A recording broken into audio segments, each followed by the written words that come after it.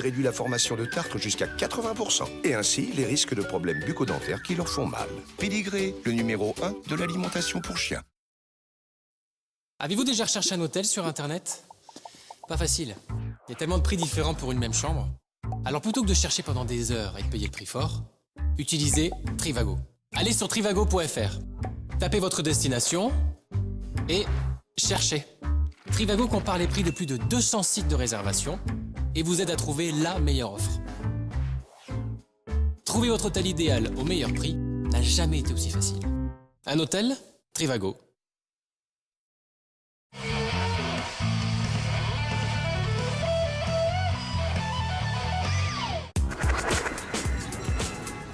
C'est l'été, profitez bien de vos vacances et du soleil et sachez surtout que toute l'équipe de Rhône-Alpes Matin vous attendra à la rentrée tous les lundis, mardis, jeudis et vendredis. Vous trouverez la météo, les titres de l'actualité, mais aussi toutes celles et ceux qui font la vie de la région, les lieux et les événements à ne pas manquer, les conseils de la vie quotidienne, bref, 26 minutes en direct, rien que pour vous. Bel été, bonnes vacances et à bientôt sur France 3. France 3, partenaire du Festival Berlioz. La Côte-Saint-André prend les couleurs du Festival Berlioz et vit au rythme des plus grands orchestres symphoniques nationaux et internationaux, des concerts de rue et des animations. Sur les routes de Napoléon, le thème du Festival Berlioz, du 20 au 30 août, avec France 3.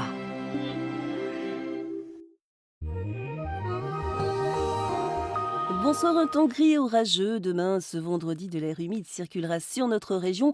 Cette situation sera propice au déclenchement d'averses et d'orages à tout moment de la matinée. Côté Mercure, on attend une baisse logique des températures avec 18 degrés environ, soit une moyenne de saison. Dans l'après-midi, toujours un ciel menaçant et orageux sur le relief alpin, sinon ailleurs. Les éclaircies devraient provisoirement revenir. À noter également des températures un peu fraîches pour la saison, 21 à 25 degrés seulement pour les maximales.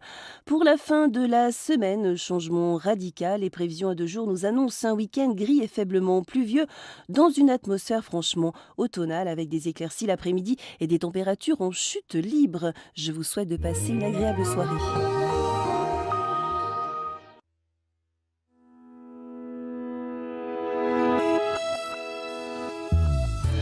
La météo est aussi sur notre site internet.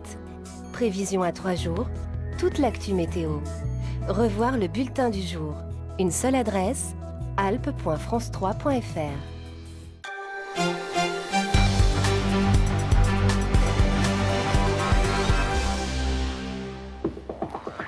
Madame, Monsieur, bonsoir, bienvenue dans le 19-20, une heure d'information internationale, nationale et régionale. En voici les titres.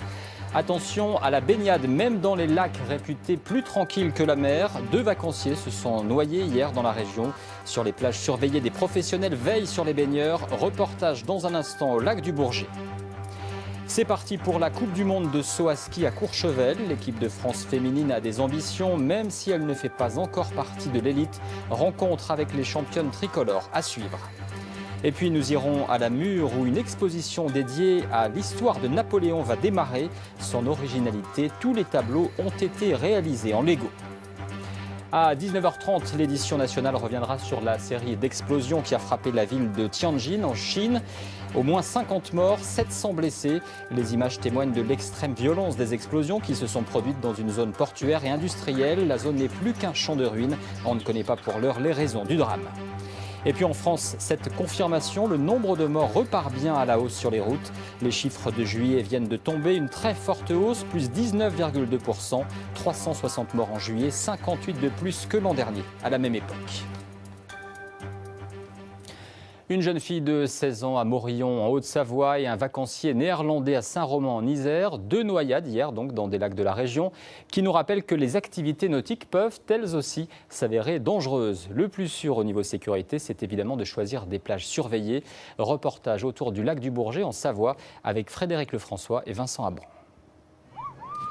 Les lacs renvoient l'image de plans d'eau paisibles. Pas une vague à l'horizon. Un léger clapot en bruit de fond. Contrairement aux bords de mer où les sens sont souvent en alerte, ici la tranquillité est facteur de baisse de vigilance. Comme si tout était réuni pour se sentir à l'abri. Le problème des lacs, c'est que ça paraît très calme, On est dans un cadre de loisirs, on est en été, il fait chaud, on a envie de se rafraîchir, donc on voit ça comme quelque chose de très attirant. Néanmoins, il faut quand même rester vigilant parce que, évidemment, quand il y a de l'eau, que ce soit dans une piscine ou dans un lac, il y a toujours un risque de se noyer. Ici, pour se baigner, on a le choix entre des plages identifiées comme telles car équipées et surveillées et des endroits plus sauvages, dispersés sur les kilomètres de berges du lac du Bourget. Des spots improvisés, bien connus des locaux, qui naissent le matin avec l'ouverture des parasols et qui finissent le soir avec le coucher du soleil. Ce ne sont pas des plages surveillées. Il y a d'ailleurs un affichage où on note bien que la baignade est au risque et péril. Donc ils sont de fait informés. À quelques centaines de mètres de là, la plage du Bourget du Lac, elle, est surveillée par un personnel professionnel titulaire du brevet national de sécurité et de sauvetage aquatique avec une spécialisation lac. Présents de l'ouverture à la fermeture du site, ils réalisent en moyenne un secours par jour. Leur présence rassure une clientèle très familiale. Le service de sécurité qu'il y a sur les plages, comme il y a dans les piscines, c'est pareil. Ça ne remplace pas la vigilance des parents.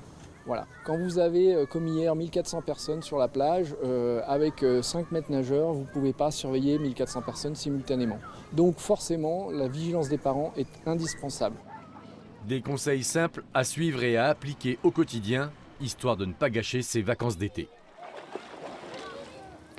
En bref, le verdict dans l'affaire Air Cocaïne pourrait tomber dans les prochaines heures. Les avocats des 4 Français jugés en République dominicaine pour trafic de drogue ont réclamé la relaxe de leurs clients.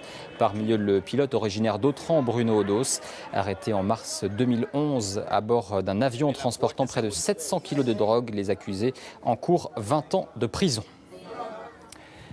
Au chapitre des faits divers, cette information à retrouver sur notre site internet. Un homme de 39 ans est décédé à Saint-Pierre-de-Chartreuse, dans l'Isère, après un accident avec sa tronçonneuse. Les secours l'ont retrouvé avec une énorme plaie. Ils n'ont pas réussi à le sauver. Plus d'informations sur alpe.france3.fr.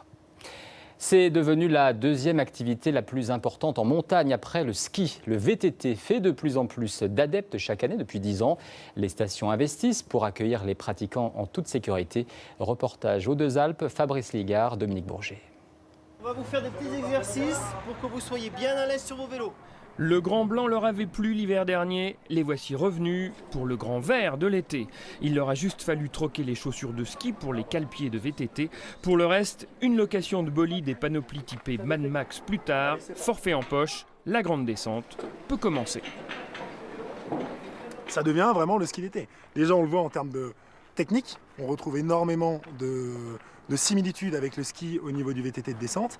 Et effectivement, on sent cet engouement, la station qui vit, les gens qui montent, qui descendent, qui s'éclatent, qui vont boire un coup après la pratique. Ça devient effectivement une vraie activité génératrice de plaisir et économiquement viable pour les stations de ski.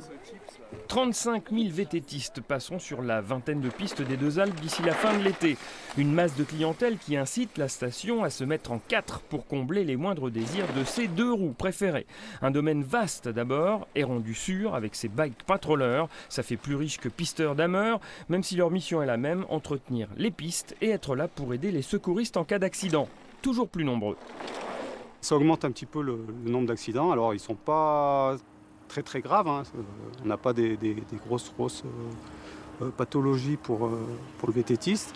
On retrouve souvent ce qu'il y a sur le vélo, des clavicules cassés. On passe par l'avant. Donc je pense que le VTTiste est peut-être plus à l'écoute au niveau prévention. Et pour cause. Un blessé tous les 4000 passages de VTT contre un blessé tous les 13 000 passages à ski. Aux Oscars du risque, le 2 roues supplante le 2 planches sur tapis vert. Alors monsieur, contrôle de vitesse, vous allez à combien sur ces pistes? Pas trop vite. Pas trop vite, on n'est pas trop sûr de nous. Voilà. C'est pas dangereux le VTT? Ça doit l'être, oui, à haute vitesse, je pense. Qui va piano va sano, un adage qui vaut pour le vélo comme pour son alter ego de l'hiver sur tapis blanc. C'est l'un des temps forts de l'été à Courchevel. L'épreuve de Coupe du Monde de saut à ski a débuté ce matin sur le tremplin olympique de la station. Les meilleurs spécialistes mondiaux de la discipline sont présents. L'équipe de France féminine ne fait pas partie des grandes nations, mais elle ne manque pas d'ambition. Bernard Portugal, Frédéric Pasquette. Elles viennent de Norvège, d'Allemagne ou encore d'Autriche. Dans leur pays, le saut à ski est un sport roi dont les champions sont adulés comme des héros. En France, le tableau est nettement moins idyllique. Avec à peine 250 licenciés, garçons et filles, la discipline est plutôt confidentielle. Alors forcément, rivaliser avec les meilleures nations du monde n'est pas facile, mais côté tricolore, l'heure est néanmoins à l'ambition.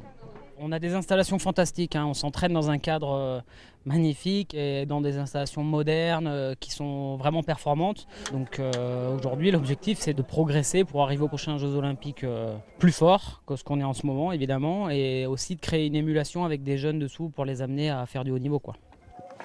Actuellement, l'équipe de France féminine ne compte que 3 athlètes chez les seniors et parmi elles, la régionale de l'étape, Léa Lemar. Licenciée au club de Courchevel, elle a débuté le saut à ski à 6 ans et aujourd'hui, elle a bien l'intention de se faire une place dans la discipline. Personnellement, ici, je suis vraiment bien entourée, quoi. Je veux dire, le club des sports m'aide beaucoup.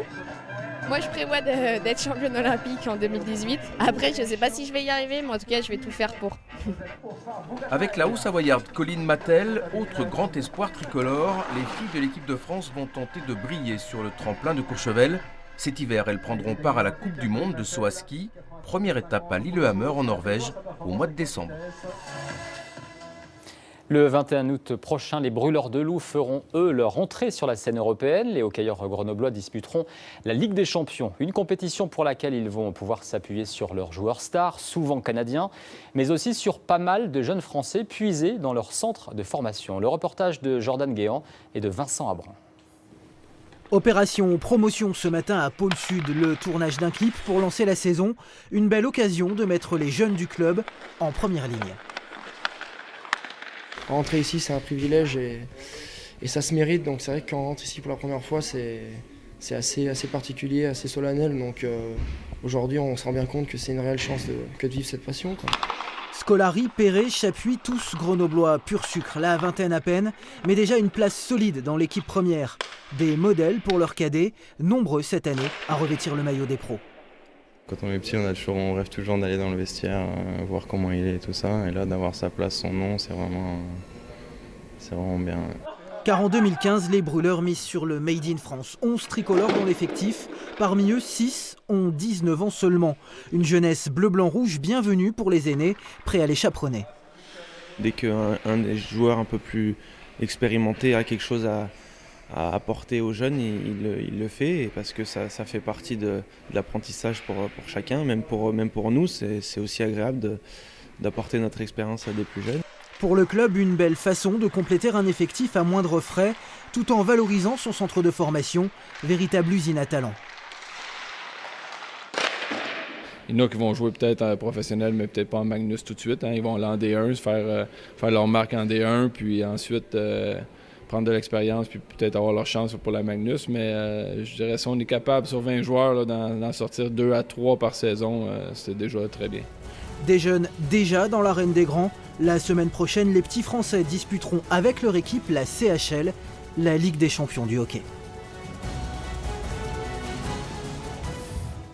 Allez, suite à présent de notre série de reportages à la découverte des routes de montagne, avec aujourd'hui un coup de projecteur sur la route de Combles-Laval dans l'Isère. Cette voie, accrochée à la falaise, était dédiée au départ au commerce du bois.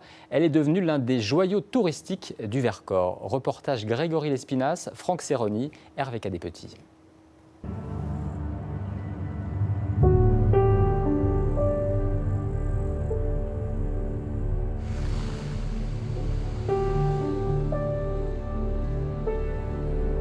Cette route a été construite uniquement pour descendre le bois de la forêt de Lente.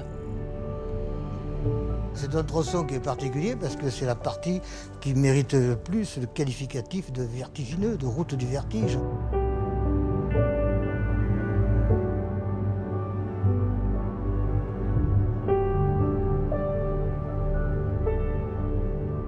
La route de Combles-Laval est sans doute l'une des plus belles de la région.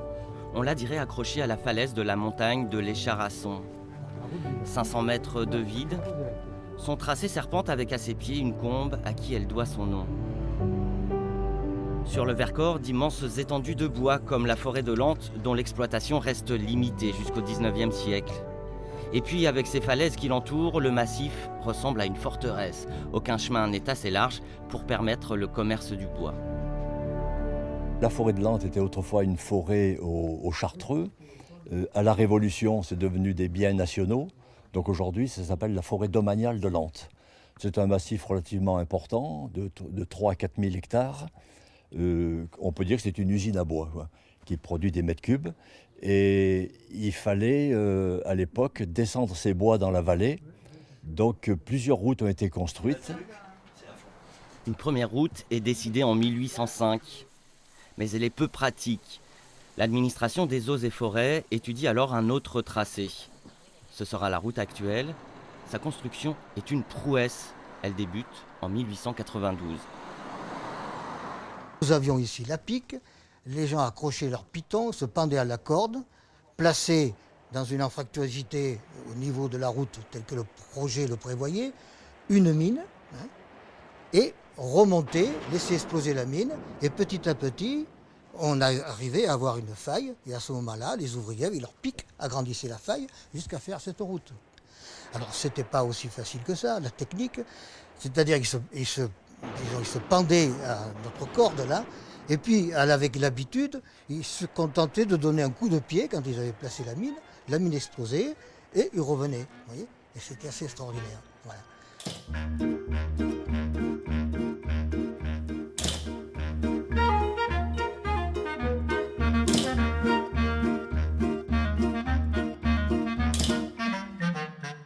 Alors cette photo est assez remarquable, comme toutes les autres. Entre deux tunnels, vous avez un passage qu'il va falloir construire carrément. Actuellement, il est avec des planches. Alors, on peut penser que là, ça va être des poutrelles métalliques qui vont être fichées dans le rocher et qui va permettre de supporter la route. Sa construction dura 4 ans, 5 km d'un ouvrage littéralement accroché à la roche. Mais la vie de cette route du vertige n'est pas un long fleuve tranquille. Tu vois, là particulièrement, là. Et là, la roche doit être très friable, là. Et la nature a vite fait de reprendre ses droits. De nombreux éboulements jalonnent l'existence de ces encorbellements. En 1941, un tunnel s'est effondré. Voilà. Alors du coup, on a tout arrêté et on a creusé en urgence le grand tunnel ici, qui a évité, bien entendu, ce tunnel qui est devenu inutilisable. Voilà. Dès son ouverture, la route est empruntée par les grumiers pour lesquels elle a été construite. Des attelages tirés par des chevaux sur un chemin sans parapet pour permettre aux billes de bois qui mesurent jusqu'à 20 mètres de tourner dans le vide. C'était audacieux à l'époque, effectivement, de passer ici. Les ingénieurs avaient dû réfléchir au meilleur itinéraire et ils avaient trouvé celui-là, sans penser certainement que ce serait aujourd'hui un joyau touristique, quoi.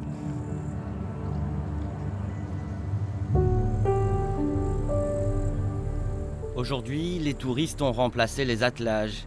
Il y a toujours autant de bois sur le plateau, mais les grumiers n'empruntent plus cette route, devenue perle du Vercors. Et demain, dernier épisode de la série avec le portrait d'un grumier en Chartreuse. On va terminer avec une exposition pour le moins originale qui démarre demain à la Mure dans l'Isère. Elle met en scène une partie de l'épopée napoléonienne en Lego. Plus d'1 million de petites briques ont été nécessaires pour construire les différents tableaux. Reportage Florine Eba et Yves-Marie Glo. Cette scène semblait incontournable pour cette exposition. 350 figurines, 5000 pièces de Lego pour reconstituer la prairie de la rencontre entre Napoléon et Louis XVIII. C'était au bord du lac de la Fraye en mars 1815. La Mure m'a beaucoup renseigné sur la zone géographique où s'était passé l'événement. Ensuite, on a eu de l'iconographie nous permettant d'illustrer le propos pour le relief du terrain, le décor. Et puis ensuite, on a fait appel à nos livres et à nos documentations pour illustrer les uniformes des soldats de l'époque, nous basant sur des documents militaires. L'époque du Premier Empire, ces lieux, ces monuments, ces personnages illustres qu'ont été Joséphine et Napoléon. L'histoire en briques nous les raconte d'une manière ludique et accessible. Ici, une œuvre monumentale assemblée pièce par pièce, près de 97 000 mini-carrés colorés pour admirer Napoléon franchissant les Alpes. J'ai mis main à la pâte et j'ai compris que c'est un travail fastidieux et qui méritait beaucoup de patience. Et donc là, on était sur un projet qui nous a pris énormément de temps, moi, mes amis et ma famille, pour le faire. Mais le résultat est bluffant quand même. Vous voulez le scratcher où là, à peu près? Ici, non, mais vous pouvez, moi c'est bon.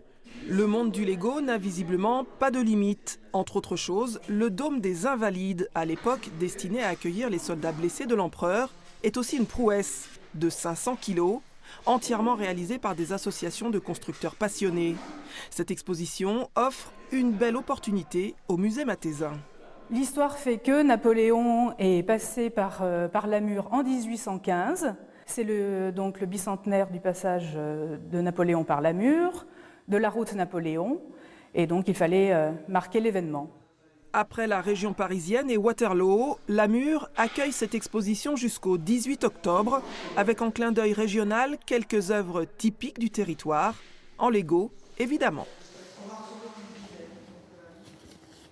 Allez, avant de refermer cette édition, je vous en rappelle l'une des principales informations, le procès Air Cocaïne qui touche à sa fin avec l'audition en ce moment des derniers prévenus.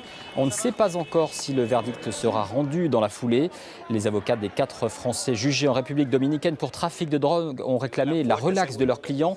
Parmi eux, le pilote originaire d'Autran, Bruno Odos, arrêté en mars 2013 à bord d'un avion transportant près de 700 tonnes de cocaïne. Les accusés encourent 20 ans de réclusion. Ils ont déjà passé 15 mois en détention provisoire. Voilà pour l'actualité dans votre région. Dans un instant, l'édition nationale présentée par Samuel Etienne. À 23h, le soir 3. Demain, pour l'info régionale, vous retrouverez Fabrice Liégard. Très belle soirée. À très bientôt.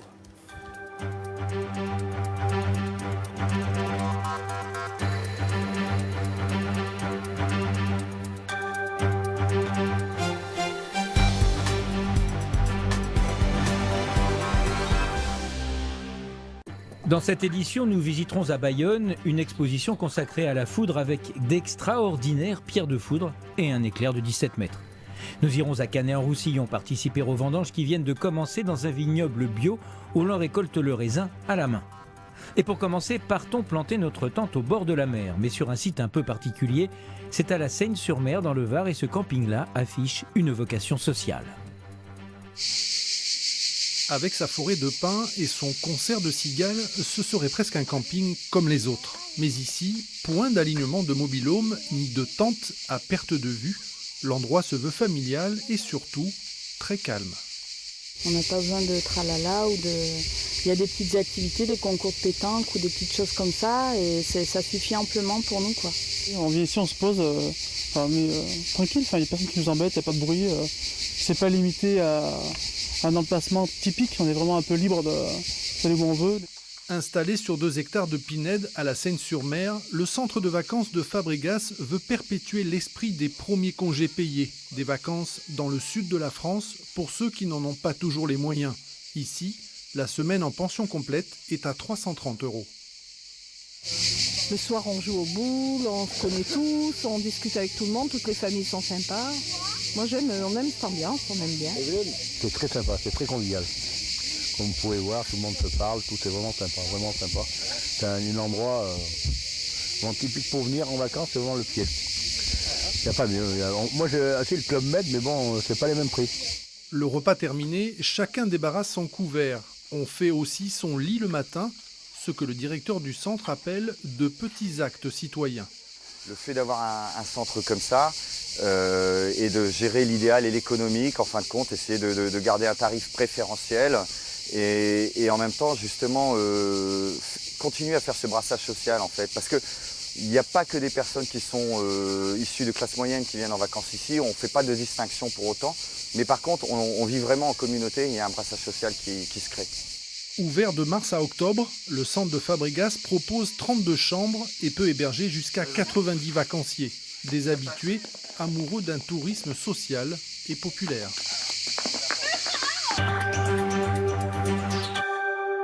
C'est parti pour les vendanges 2015 et comme d'habitude, c'est en Languedoc-Roussillon qu'ont été donnés les premiers coups de sécateur.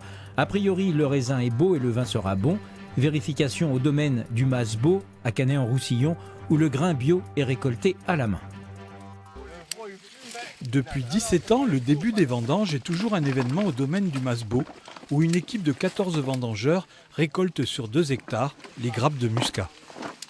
Un premier jour, c'est un peu une célébration de quelque chose, c'est un peu l'aboutissement du travail de toute une année. Donc c'est important, c'est un jour important. D'autant plus que la vigne bio de 12 hectares et demi au total a été établie sur un sol particulièrement difficile à travailler, plein de cailloux. Pourtant, ces pierres, qui drainent bien la pluie dans la terre, font partie des atouts du Masbot pour réussir de belles vendanges. Le soleil et le vent sont 2 facteurs. S'il n'y a pas ces deux-là, surtout le vent, on ne peut pas espérer d'avoir une bonne récolte. Autre spécificité du domaine, le tri des grappes se fait à la main. 5 personnes retirent les gras abîmés ou le reste des feuilles avant le passage au pressoir. À l'étage en dessous, le propriétaire récoltant surveille la qualité du jus de muscat. Déjà satisfait de la quantité des grappes sur les ceps, ce que les vignerons appellent la charge. Cette charge, elle provient essentiellement des pluies que nous avons eues depuis peu, 15 jours et la semaine dernière. Donc ça a un peu dilué. J'ai rarement vu des muscats petits grains avec des grains aussi gros. Donc on pourrait appeler ça des muscats gros grains maintenant. Dans le département, les estimations de récolte prévoient que cette vendange sera la meilleure depuis 2011. La majorité des blancs sera cueillie vers le 20 août et les rouges en septembre. Quand l'art contemporain se marie à la science, à Bayonne, un néon de 17 mètres de long symbolise un éclair saisi dans sa fulgurance. Il illumine une exposition consacrée justement à la foudre et aux traces qu'elle laisse, comme de très troublantes pierres de foudre.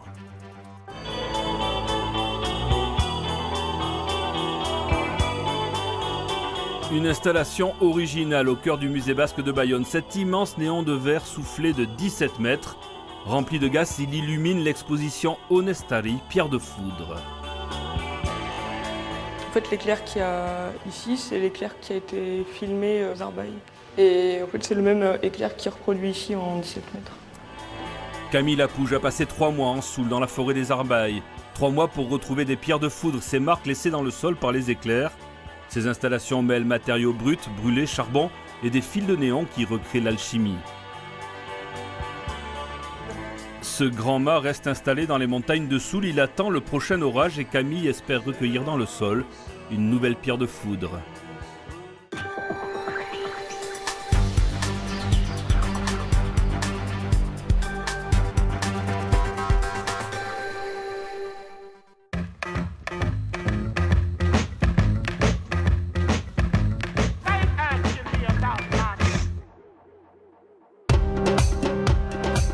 Styles qui définissent la black music. Les soirées Black Summer sont l'occasion de mettre en avant les différents courants de cette musique.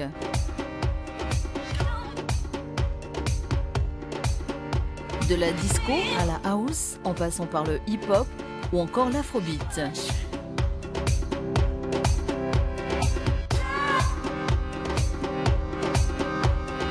Nawimbi Dialogue au Sucre à Lyon le 15 août.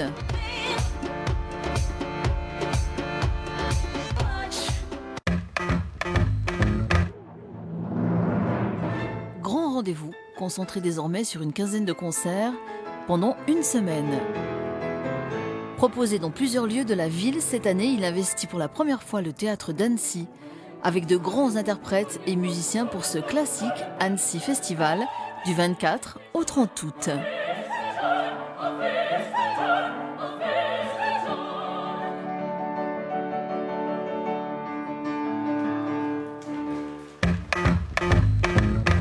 Je croyais que tout cela n'était que comédie. Il n'en était rien, j'ai vite compris. Festival de Zingue à Saint-Jean-d'Ardière du 21 au 22 août. À l'affiche Pigalle avec François Hadji Lazaro, connu aussi dans Les Garçons Bouchers, Lyricson, Racine Acoustique et Soufris Maracas. Faites le plein de musique avec le festival de Zingue, un véritable Woodstock en Beaujolais. Vous pouvez camper sur le site, tout le village est en fête.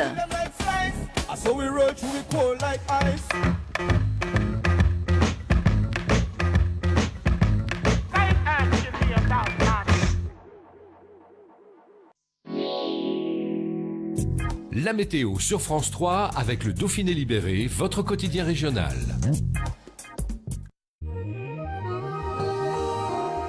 Bonsoir, un temps gris et orageux. Demain, ce vendredi, de l'air humide circulera sur notre région. Cette situation sera propice au déclenchement d'averses et d'orages à tout moment de la matinée. Côté Mercure, on attend une baisse logique des températures avec 18 degrés environ, soit une moyenne de saison. Dans l'après-midi, toujours un ciel menaçant et orageux sur le relief alpin, sinon ailleurs. Les éclaircies devraient provisoirement revenir. À noter également des températures un peu fraîches pour la saison, 21 à 25 degrés seulement pour les maximales. Pour la fin de la semaine, changement radical. Les prévisions à 2 jours nous annoncent un week-end gris et faiblement pluvieux dans une atmosphère franchement automnale avec des éclaircies l'après-midi et des températures en chute libre. Je vous souhaite de passer une agréable soirée.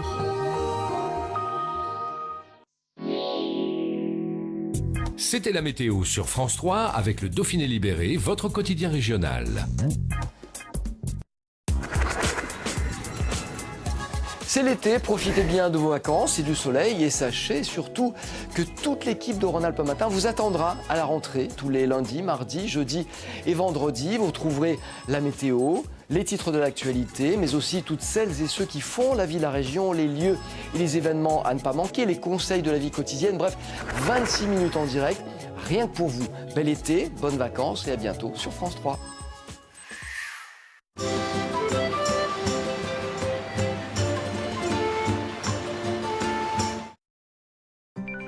Prête pour les vacances? Ouah, t'as drôlement minci. Je pourrais jamais te rattraper. XLS Médical Extra Fort, jusqu'à 33% plus efficace. Dispositif médical. Pour moi aujourd'hui, l'essentiel est d'avoir une personne à mes côtés qui partage mes ambitions et ma philosophie de vie. Élite Rencontre, en amour aussi, soyez ambitieux. Un spray parfumé classique, ça contient de l'eau, qui finit par retomber. Ce qui peut gâcher le plaisir du parfum. Airwick a créé Pur, le seul spray sans eau, donc sans retombées humides. Pour profiter de tout le plaisir du parfum. Airwick Pur, du parfum, pas de retombées humides. Société Crème. 95% de ceux qui l'ont goûté sont conquis. Et vous? Société Crème, tout le bon goût Société dans une portion délicieusement fondante.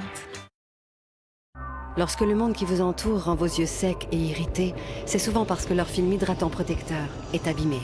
Mais aujourd'hui, découvrez un geste révolutionnaire pour le réparer. Nouveau spray Optone Actimist. Appliquez-le directement sur vos yeux fermés, à la différence des gouttes. Il aide à réparer la couche protectrice de vos yeux, rétablissant leur hydratation naturelle en un clin d'œil. Changez votre vision du soin des yeux pour toujours. Essayez les nouveaux sprays Optone Actimist 2 en 1. Ces produits sont des dispositifs médicaux. Sur Solendro.com, les boxers sont à partir de 9 €. Le plus grand choix de sous-vêtements pour hommes. Solendro.com, le site de sous-vêtements pour hommes. Le pouvoir est en vous. CB12, haleine ultra fraîche, votre dose quotidienne de confiance. Frontline Combo élimine les puces et les tiques sur votre animal. Et grâce à son IGR actif, protège votre lieu de vie. Frontline Combo, formule antiparasitaire enrichie à l'IGR. Demandez conseil à votre vétérinaire. Frontline. La Citroën Traction. Grâce à des pièces de grande qualité, assemblez chaque semaine ce superbe modèle à l'échelle 1/8. Le numéro 1, le DVD documentaire et les premières pièces, 1 € seulement. Dès les premiers symptômes de la crise de la migraine, Nurofen 400 peut empêcher la crise de migraine de s'installer. Nurofen 400 cible la douleur. Médicament à l'ibuprofène, indiqué chez l'adulte après au moins un avis médical dans le traitement de la crise de migraine légère à modérée, avec ou sans aura, ne pas utiliser chez la femme enceinte. Avez-vous déjà recherché un hôtel sur Internet? Pas facile. Il y a tellement de prix différents pour une même chambre. Alors plutôt que de chercher pendant des heures et de payer le prix fort, utilisez Trivago. Allez sur trivago.fr, tapez votre destination et cherchez. Trivago compare les prix de plus de 200 sites de réservation et vous aide à trouver la meilleure offre. Trouver votre hôtel idéal au meilleur prix n'a jamais été aussi facile. Un hôtel, Trivago. Le tartre, même désinfecté, ça reste toujours du tartre. Eh oui, la Javel, ça désinfecte mais ça ne détartre pas. Voici Harpic Power Plus désinfectant, formule surpuissante. Il Il est imbattable contre les bactéries et en plus des tartres à 100%, même sous les rebords. Et ça, c'est l'efficacité Harpic. Pourquoi toutes les femmes l'adorent? Souffle ça.